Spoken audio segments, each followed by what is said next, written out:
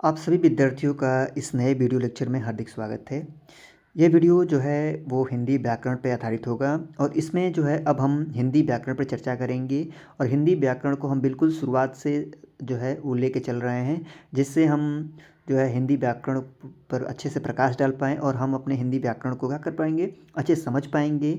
और इसमें हम हिंदी व्याकरण को जो है वो संज्ञा शुरुआत कर रहे हैं, जिसमें संज्ञा, सर्वनाम ऐसे करके आगे संधि, समास, रस, ठीक है, अलंकार, उन सारी चीज़ों पर प्रकाश डाला जाएगा एक एक करके। ठीक है, तो शुरुआत जो है हम अभी संज्ञा से कर रहे हैं और संज्ञा को बिल्कुल शुरू से एकदम जड़ से समझने का प्रयास करेंगे। ठीक है, एकदम प्रारंभ से अंत तक जो है हर बिंदु पर प्रकाश डाला जाएगा, जिससे आप संज्ञा में अब क्या बन जाएंगे, एकदम आप कंठस्थ हो जाएंगे। संज्ञा में आप एकदम अच्छे से पकड़ अपनी बना पाएंगे। और संज्ञा में जो है अगर संज्ञा से कोई प्रश्न आते भी हैं अगर आपके आगामी परीक्षाओं में, तो आप उसमें गलती जो है वो ना के बराबर रह जाएगी, यानी आप गलती अब दोबारा नहीं करेंगे। ठीक है, यानी गलती नहीं होगी। तो शुरू से हम समझने का प्रयास करेंगे और संज्ञा के जैसे हम संज्ञा के अर्थ को देखेंगे, उसके बाद परिभाषा देखेंगे, प्रकार देखेंगे और अभ्यास प्रश्न लगाएंगे, जिससे हम संज्ञा को अच्छे से समझ पाएँ। ठीक है, तो एक एक करके इन सारी बिंदु प्रकाश डाला जाएगा। सबसे पहले हम क्या करेंगे, संज्ञा को अर्थ को देखेंगे, संज्ञा की परिभाषा देखेंगे, संज्ञा के प्रकार देखेंगे व्युत्पत्ति के आधार पर और अर्थ की दृष्टि से, और अभ्यास प्रश्न लगा लेंगे, जिससे हमारे संज्ञा पे क्या हो जाएगी, अच्छी खासी पकड़ बन जाएगी। चलिए एक एक करके हम देखते हैं, उस पर प्रकाश डालते हैं। तो शुरुआत करते हैं हम सबसे पहले। तो सबसे पहले जो है वो संज्ञा के अर्थ को देखेंगे। देखिए, किसी भी बिंदु को समझने से पहले हमें उसके अर्थ को जानना आवश्यक होता है, क्योंकि जब तक हम अर्थ को नहीं समझेंगे, हम जो है उस जो भी अब हमारा प्रकरण होगा, बिंदु होगा, कोई टॉपिक है, उसके बारे में अच्छी जानकारी हम नहीं इकट्ठा कर पाते हैं और वही हमारे अंदर संदेह, डाउट बना रहता है आगे तक। ठीक है, इसलिए हम जो है संज्ञा के पहले अर्थ को देखेंगे। देखिए, संज्ञा का अगर मोटे मोटे तौर पर हम एक वाक्य में बोलें तो संज्ञा का तात्पर्य नाम से है। साधारण भाषा में एक वाक्य में आप कह सकते हैं कि संज्ञा का तात्पर्य ही है नाम से। ठीक है, इसमें देखते हैं हम, अगर हम संज्ञा के अर्थ की बात करें तो साधारण भाषा में इसका तात्पर्य नाम से है। दूसरे शब्दों में हम कह सकते हैं कि संज्ञा एक ऐसा शब्द है जो किसी वस्तु, व्यक्ति अथवा स्थान का बोध कराता है। संज्ञा क्या है, एक ऐसा शब्द है जो किसी वस्तु, व्यक्ति अथवा स्थान का बोध कराता है। अर्थात संज्ञा किसी वस्तु, स्थान, व्यक्ति, प्राणी या भाव के नाम का बोध कराता है। अर्थात संज्ञा क्या है, क्या करता है, वो व्यक्ति, वस्तु, स्थान, प्राणी या भाव का क्या करता है, बोध कराता है, उसे हम संज्ञा कहते हैं। मोटे मोटे तौर पर समझ में आ गया। मतलब संज्ञा का अर्थ, नाम मतलब उसका अर्थ क्या है, उसका जो तात्पर्य है उसका नाम से तात्पर्य है। ठीक है, यानी संज्ञा का तात्पर्य किससे है भाई, अर्थ की बात करें तो इसका तात्पर्य नाम से है। ठीक है, आपको अर्थ समझ में आ गया। अब हम चलते हैं संज्ञा की परिभाषा पे। ठीक है, अब संज्ञा की परिभाषा पे हम चर्चा करते हैं भाई कि संज्ञा की परिभाषा, वास्तव में परिभाषा क्या है। तो चलिए हम परिभाषा को देख लेते हैं कि संज्ञा की परिभाषा क्या है और एक एक करके हम देखते हैं। देखिए, सबसे पहले से संज्ञा की परिभाषा पे देखेंगे तो एकदम साधारण भाषा में, एकदम सूक्ष्म परिभाषा को हम देखेंगे कि संज्ञा का अर्थ नाम से है। एक लाइन आपने अर्थ में देखा था कि संज्ञा का अर्थ नाम से है। किसी वस्तु, प्राणी, भाव, स्थान आदि के नाम को हम संज्ञा कहते हैं। अब बचपन से प्रारंभिक कक्षाओं में, जूनियर में, प्राइमरी में, यानी जूनियर प्राइमरी में आप पढ़े भी होंगे व्याकरण। तो भाई हमको जो है वो क्या है, जूनियर प्राइमरी में मिलना शुरू हो जाता है। तो आप जो है इससे आप जो परिचित, भले भले परिचित होंगे आपसे संज्ञा के परिभाषा से, और उसको बचपन में आप एकदम रट्टे लगाए भी होंगे कि संज्ञा किसी वस्तु, प्राणी, भाव के नाम को संज्ञा कहते हैं। तो ये परिभाषा आपको सबको पता ही होगा। ठीक है, तो ये आप इंग्लिश में भी आप उसको याद किए होंगे। ठीक है, नाउन को तो बचपन से परिभाषाएं याद रहती हैं, इसमें बहुत बड़ी बात नहीं है। तो ये परिभाषा जो है आम परिभाषा है, आपको बचपन से याद होगा कि संज्ञा का अर्थ नाम से है। किसी वस्तु, प्राणी, स्थान, भाव के नाम को संज्ञा कहते हैं। जैसे मोहन, पहाड़, गुलाब, बचपन आदि। बचपन से आप लोग इस चीज़ को देखे रहे हैं, याद किए भी होंगे। आगे चलते हैं, हम संज्ञा के प्रकार को देखेंगे। देखिए, यहाँ से जो है अब जो है वो चेंज होता है, क्योंकि बचपन में हमें बस परिभाषा और जो है मोटे मोटे तौर पे उसके जो है प्रकार के बारे में बताया गया है। लेकिन यहाँ पे अब आपको जो है थोड़ा विस्तृत जानकारी आपको यहाँ से मिलता है, क्योंकि परीक्षा की दृष्टि से अब यहाँ से जो है आपको जो है वो जरूरी चीज़ें आपको यहाँ पे देखने को मिलेगी। देखिए, संज्ञा को जो है व्युत्पत्ति के आधार पर बात की जाए तो व्युत्पत्ति के आधार पर संज्ञा के 3 प्रकार माने जाते हैं। किसके आधार पे, ध्यान देंगे, व्युत्पत्ति के आधार पर संज्ञा के 3 प्रकार माने जाते हैं। कौन कौन सा उसमें आपका है जो रूढ़, यौगिक और योग रूढ़। ठीक है, यानी व्युत्पत्ति के, जब प्रश्न पूछे कि व्युत्पत्ति के आधार पर संज्ञा के कितने प्रकार हैं, तो देखिए व्युत्पत्ति के आधार पर संज्ञा के 3 प्रकार हैं, ये याद रखिएगा। कौन कौन से हैं तो उसको भी याद रखिए, रूढ़, यौगिक और योग रूढ़। ये आपके तीन किसमें है, व्युत्पत्ति के आधार पर संज्ञा के तीन प्रकार माने जाते हैं। याद रखिएगा हमेशा, बहुत ही महत्वपूर्ण जो है पॉइंट है, हमेशा याद रखिएगा, इसकी स्क्रीनशॉट भी ले सकते हैं। तो ये अब जो व्युत्पत्ति के आधार पर संज्ञा के तीन प्रकार माने जाते हैं। ठीक है, आप समझ में आ गया कि व्युत्पत्ति के आधार पर जो है आपके संज्ञा के कितने प्रकार हैं, वो तीन प्रकार हैं आपके व्युत्पत्ति के आधार पर। ठीक, आगे चलते हैं हम। अब यहाँ से आपको समझने वाली बात है, अर्थ की दृष्टि से संज्ञा की जो है, अर्थ की दृष्टि से यानी बात करिए अर्थ की दृष्टि से संज्ञा के 5 प्रकार हैं। किसके दृष्टि से, अर्थ की दृष्टि से आपके संज्ञा के 5 प्रकार हैं।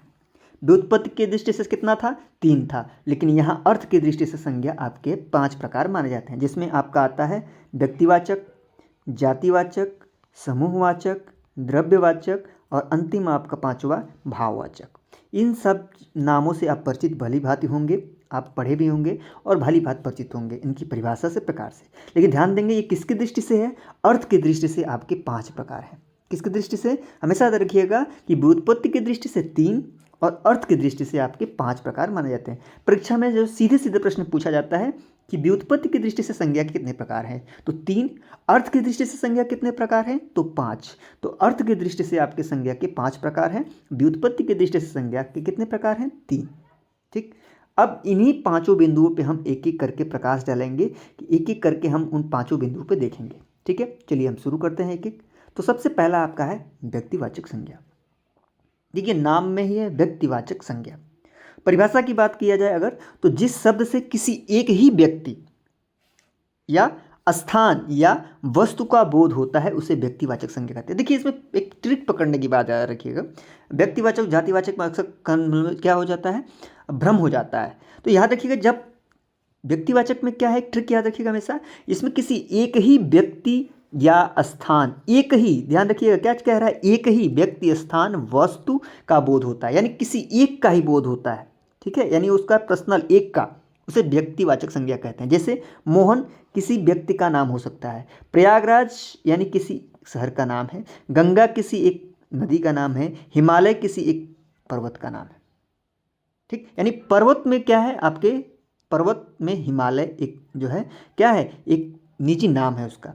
गंगा, नदियों में क्या है, गंगा एक निजी नदी यानी उनका एक नाम है। ठीक, प्रयागराज यानी शहर जो है वो आपका एक शहर का नाम है, मोहन किसी एक लड़की का नाम है। ठीक है, तो ये निजी जो है यानी एक ही व्यक्ति या स्थान, एक स्थान या वस्तु का बोध होता है, जिससे किसी एक ही व्यक्ति वस्तु का बोध होता है, वो क्या हो जाता है, वो होता है आपके व्यक्तिवाचक संज्ञा।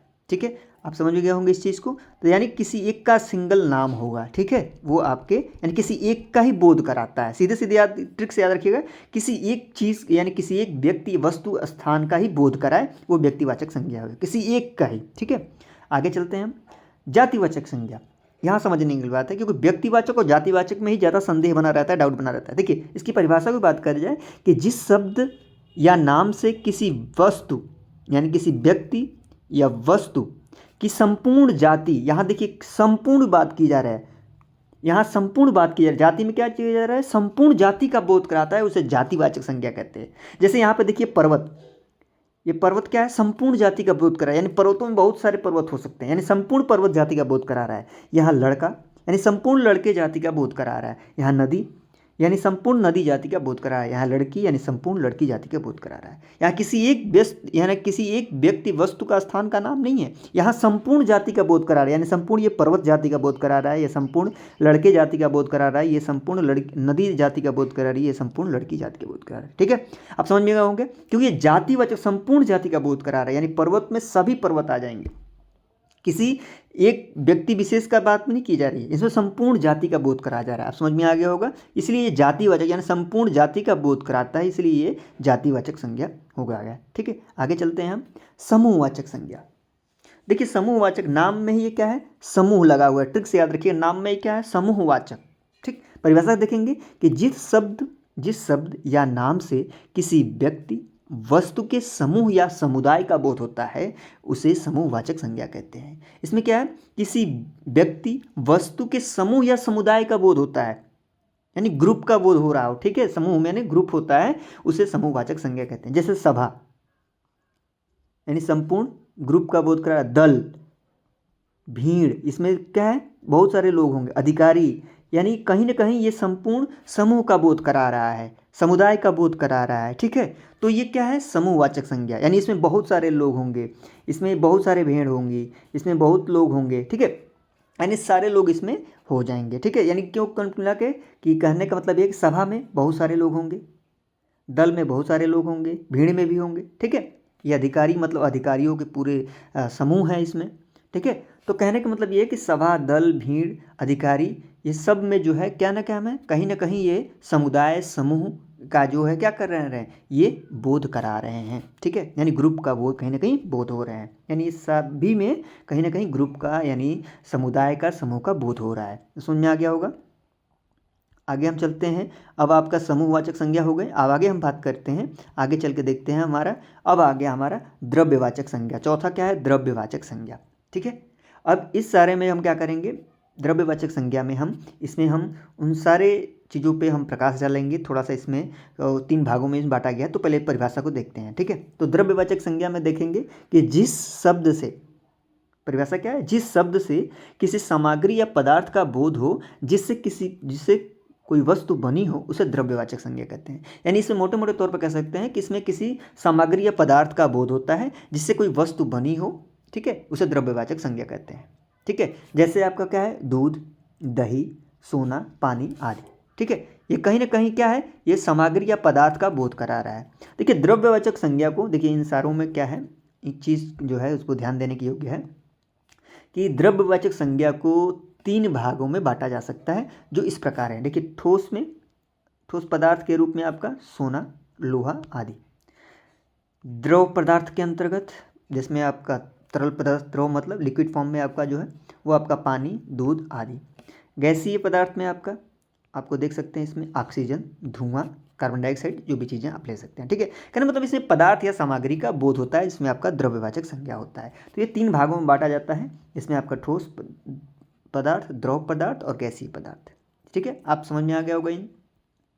अब इन सारों में आपको जो है कोई संदेह नहीं रहेगा। इन सारों में हमने सब चीज़ों को जो है समेटते हुए प्रकाश डाला गया है। आगे चलते हैं हम। 5वां अंतिम जो है हमारा भाववाचक संज्ञा। देखिए नाम से स्पष्ट है, भाववाचक संज्ञा। ठीक, परिभाषा देखेंगे कि जिस शब्द से किसी वस्तु, व्यक्ति के दशा, गुण, भाव, धर्म, अवस्था का बोध हो, उसे भाववाचक संज्ञा कहते हैं। देखिए भाववाचक से नाम स्पष्ट है, भाव से।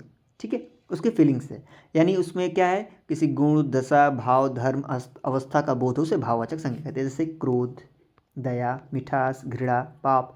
नहीं कहते हैं कि कैसे गांव में कहावत जैसे है कि बहुत लोग ऐसे बात बात में कहते हैं बहुत भाव खा रहे हो, ये सारी चीज़ें। मतलब कहने के मतलब क्या है, उसके दशा, गुण, भाव, धर्म का बोध कराए, उसे भाववाचक संज्ञा कहते हैं। जिसको हम दिखा नहीं सकते। ठीक है, उसको महसूस किया जा सकता है, उसको दिखाया नहीं जा सकता। ठीक है, फीलिंग्स को क्या कर सकते हैं, महसूस कर सकते हैं। जिसके मान लीजिए कि कोई बहुत ज़्यादा दुख में है, तो उस दुख को क्या कर सकता है, वो दिखा नहीं सकता। ठीक है, तो वो क्या कर सकता है, उस दुख को उसको सामने वाले व्यक्ति को देख के हम ऐसा महसूस कर सकते हैं कि हाँ वो दुखी है। कोई क्रोधित है तो उसको क्या है, उसके फेस से हम देख के, यानी उसके चेहरे के हाव भाव को देख के हमें लगता है कि वो क्रोधी है। कोई चीज़ बहुत ज़्यादा तीखा खा लिया तो उसके जो है फेस को देख से बता सकते हैं, या ज़्यादा कोई तीखा खा लिया है तो खटास, मिठास, तीखापन, ये सारी चीज़ें क्या हैं, भाववाचक संज्ञा के अंतर्गत आपके आते हैं। तो ये सारे क्या हैं, आपके भाववाचक संज्ञा हैं। ठीक है, आप इसमें देख लीजिए, ये सारे जितने भी हैं, क्रोध, दया, मिठास, घृणा, ये सारे के सारे जो हैं आपके जो है वो आपके भाववाचक संज्ञा के उदाहरण हैं। ठीक है, अब आपको जो है भाववाचक संज्ञा के उदाहरण भी देख लिया आपने, और महत्वपूर्ण अभ्यास प्रश्न को हम लोग इसमें देख लिया जाए, जैसे कंठस्थ हो। देखिए अभी हम इसमें जो है कुछ महत्वपूर्ण प्रश्न को लगाते हैं। देखिए पहला क्या है, मोहन।